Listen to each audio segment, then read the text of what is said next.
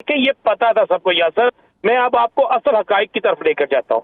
मामला ये था कि कल जिस वक्त ये इजलास शुरू नहीं हो रहा था, 2 घंटे से ज्यादा टाइम इजलास लेट होता है, तो उसकी वजूहत ये थी कि ये मनाने की कोशिश कर रहे थे, ये डिप्टी स्पीकर को समझाने की कोशिश कर रहे थे, और उसे डिप्टी स्पीकर को उन्होंने ये कहा कि जनाब ये रूलिंग, उसे एक सबक पढ़ाया गया, उससे एक कहानी सुनाई गई, उसे इनके 3 वुकरा थे जिन्होंने कहा नहीं आपको कुछ नहीं होगा, बिल्कुल ये ठीक है, इस तरह करना है।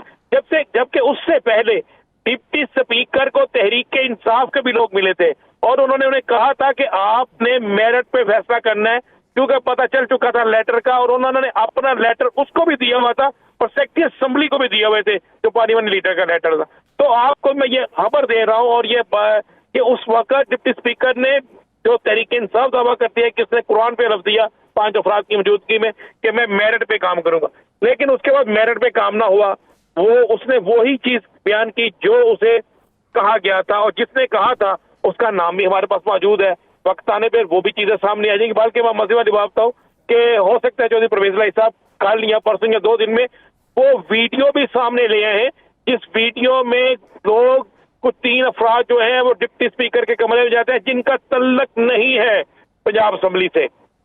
ये बहुत सी चीजें जो आने वाले दिनों में सामने नहीं, अभी तक उसको खुफिया रखने के पीछे मंतक क्या है? अगर आपको ये लगता था, अगर ऑपोजिशन को ये लग रहा था कि मौजूदा सूरत हाल के पेश नजर हमारे साथ कोई गलत इकदाम उठाया जा सकता है, तो बर वक्त वो मंजर आम पे ना लाने के पीछे उनकी मंतक क्या है?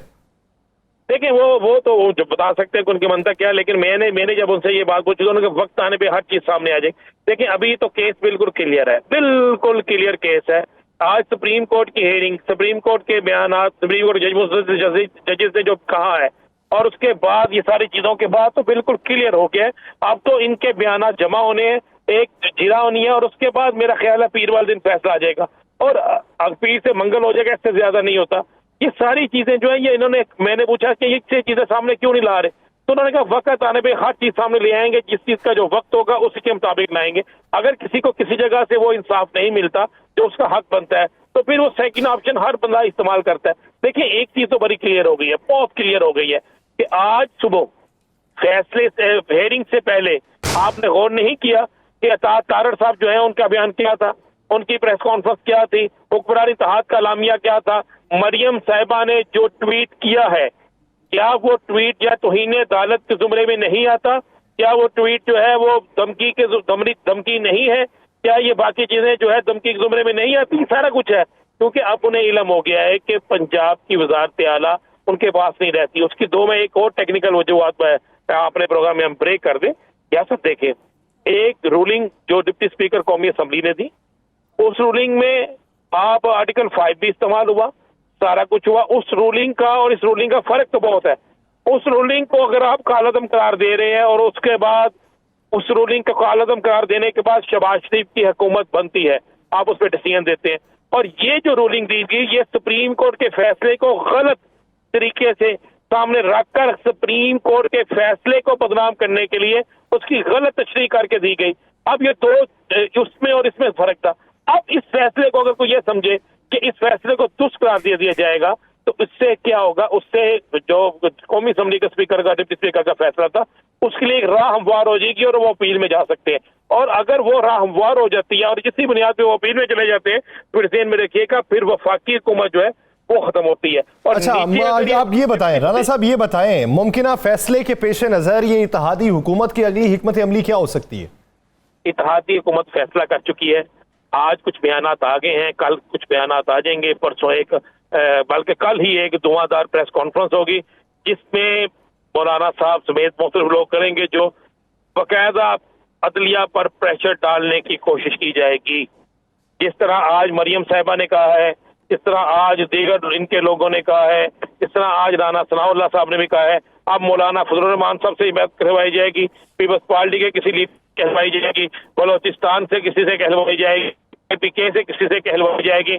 यानी अब प्रेशर डाला जाएगा उस पर अदलिया पर कि अदलिया ने अगर ये फैसला दिया तो हम सियासी तौर पर इसको नहीं मानेंगे, हम प्रोटेस्ट करेंगे, हम इसके खिलाफ जाएंगे, और इस पे बाकायदा ये मुख्तलिफ बात को भी इस्तेमाल कर सकते हैं। इसमें इनके जो वकला है वो अपना सुख इस्तेमाल कर सकते हैं। ये सारा आज सीन हो चुका है। ये बिल्कुल खबर दें, यहाँ पर प्रेस कर रहा हूँ कि अदलिया के साथ पट्टा डालने का फैसला होगा और ये फैसला हुक्मरान इत्तेहाद की तरफ से किया गया है। हुक्मरान इत्तेहाद समझते हैं कि शायद इमरान खान ने प्रेशर में लाया अदलिया को। यानी आप ये समझते हैं कि इस वक्त प्रेशर में लाने की कोशिश की जा रही है और यही अगली उनकी तदबीर होगी, टेलीफोन कॉल्स करवाई जाएंगी और इस नतीजे में ही वो यहाँ पर पहुंचेंगे कि सूरत हाल ऊंट किस करवट बैठता है। इसमें नाज़रीन मजीद भी बात करेंगे, एक शॉर्ट ब्रेक लेनी है, ब्रेक के बाद वापस आएंगे। गुफ्तगू को यहीं से करते हैं कि सियासी मंजरनामा जिस रफ्तार के साथ तब्दील हो रहा है, ये रफ्तार जो है ये आने वाले दिनों में मुआशरे पे क्या असर डालेगी, कहीं नहीं जाएगा। Stay with us.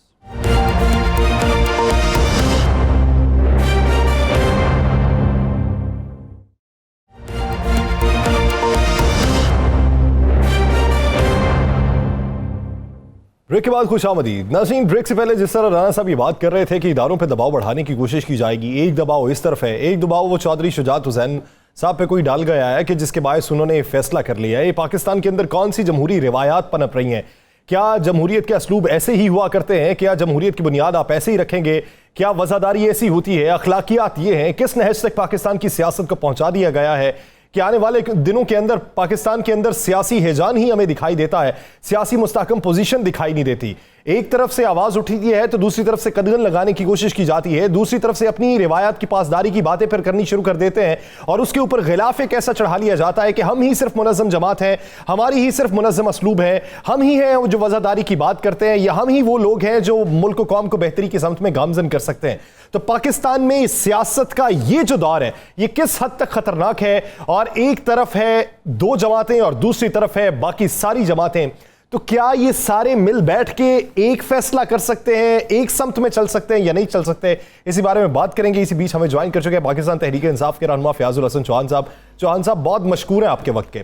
चौहान साहब, एक तरफ बात होती है, वो आप पे ये इल्ज़ाम रखते हैं पाकिस्तान मुस्लिम लीग नून वाले कि जब आपके खिलाफ कोई फैसला आ जाए तो आप इदारों पे चढ़ाई कर देते हैं। अभी उन्हें सिर्फ इशारे मिले हैं तो उनकी ट्वीट्स आना शुरू हो गई हैं। ये पाकिस्तान में सियासत में इस्तेहकाम कब आएगा? असल वज़ादारी कब आएगी? असल अखलाकियात का मायार कब सेट किया जाएगा? सिंपल सी बात है, अखलाकियात का मयार ये है कि हर पार्टी, हर लीडरशिप कानून के मुताबिक, आइन के मुताबिक चले। जब आइन और कानून को वायलेट करके आप आगे की तरफ चलेंगे तो वो आगे की तरफ जाना नहीं होगा, वो पीछे की तरफ जाना होगा।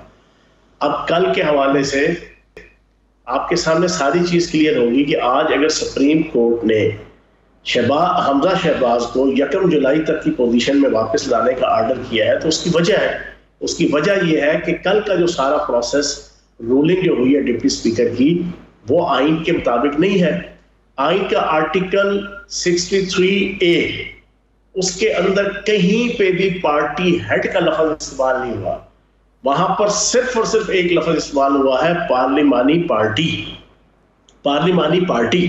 उसकी एक तशरीह के अंदर कम से कम ये चीज आई है कि जब पार्लिमानी पार्टी का सरबराह और पार्लिमानी पार्टी के डिसीजन को कोई मेंबर वायलेट करेगा तो फिर पार्टी हेड जो है वो इलेक्शन कमीशन को खत लिखेगा कि जनाब ये इन्होंने वायलेशन की है, या पार्टी हेड की तरफ से कोई नुमाइंदा जनाब खत लिखेगा, चाहे वो सेक्रेटरी जनरल हो, चाहे वो कोई भी ओहदेदार हो।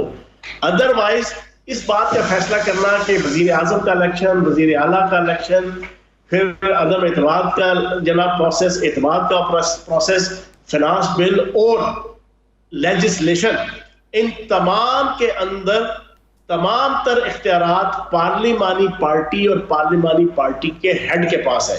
अब ये चीजें सारी क्लियर है। जब इसको आपने वायलेट किया तो आपने मुल्क के साथ, कानून के साथ, आइन के साथ बेवफाई की है। आज उसमें चीज साबित भी होगी जब सुप्रीम कोर्ट ने उसको पीछे की तरफ ले गया। इसी तरीके से आप पूरा प्रोसेस देख ले पिछले 4 महीने का। आइन और कानून के मुताबिक लोटों को डिसीट किया जाता, ताहियार डिसीट किया जाता, बरवक्त डिसीट किया जाता। सिंध असेंबली के अंदर ये जो बकरा मंडी और ये घोड़ा मंडी और ये खच्चर मंडी जो लगाई हुई थी लोटों की, उसके ऊपर मुल्क के अदारे और मुल्क की अदालती सिस्टम प्रॉपर तरीके से गिरफ्त करता, ये सारी चीजें होती तो पोजीशन यहाँ तक मुल्क की मईशत की और मुल्क की माशरत की और मुल्क की सियासत की यहाँ तक ना पहुंचती। जनाब हमारा चौहान साहब, ये सारा कुछ हो गया, कल आप पे हमला भी हुआ, एक तो आप खैरियत से है ना, तो आप मुझे यहाँ में ये बता दें कि अब अगर पीर या मंगल को फैसला मजीद आगे जाता है तो क्या तहरीके इंसाफ जो है इस पे कोई दोबारा अदालत से कहेगी कि फौरी फैसले के लिए जाएं, तहरीके इंसाफ की एजिटेशन में जाएगी, या फैसला जब तक नहीं होता उस वक्त तक इंतजार करेंगे?